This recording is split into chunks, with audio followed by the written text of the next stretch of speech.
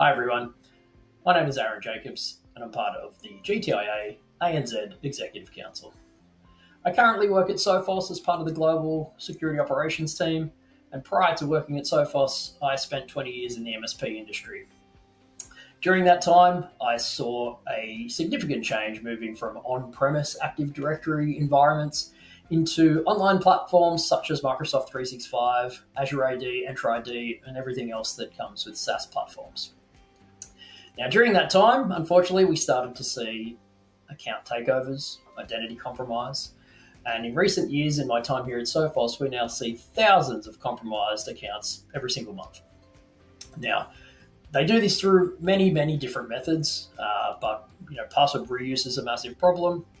Multi-factor authentication is really critical to ensuring that you are securing your accounts.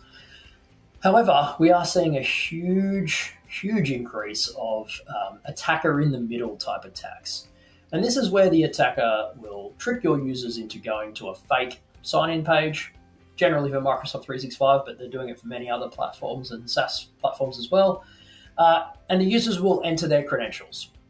Now, the attacker will take those credentials and pass them onto Microsoft 365 and then return with the MFA challenge to the user. And as the user thinks they're doing the right thing, right? They've been prompted for their MFA, they are signing in. So they will approve that.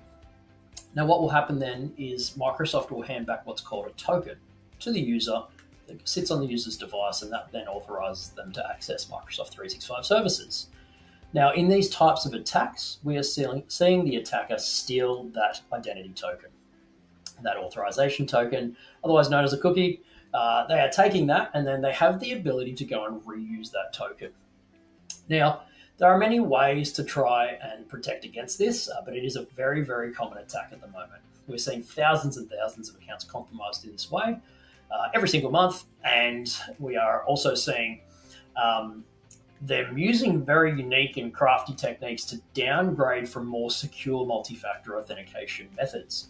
So, for example, passkeys that you may have heard of, these are phishing-resistant methods of MFA. However, things like push notifications to your phone and text messages, unfortunately, are not. So with that, you need to implement the most secure methods. However, if you leave the older methods still enabled in your environment, the attackers have a very crafty ways of downgrading the authentication into something that they can steal. And if you don't disable those older methods when rolling out your secure MFA strategies, they can utilize this. Now, I suspect we will see across 2026 a huge uptake in these downgrade attacks, as they're known as. It's something that's going to be happening more and more, and they have universal methods now to make sure that they are downgrading the login when they trick the users into going to these sites, and that they are downgrading to methods that suit them so they can steal those authentication tokens. So my call to everyone is this. 1, make sure that you are implementing secure phishing-resistant MFA methods. Passkeys is generally the best way to do that. 2, making sure you have some kind of identity detection and response in your authentication process.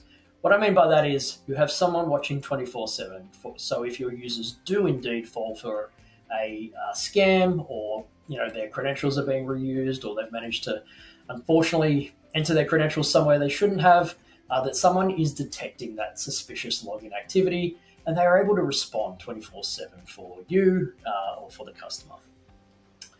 With that, I will leave you. Thank you for your time, and I look forward to talking to you soon. Thank you.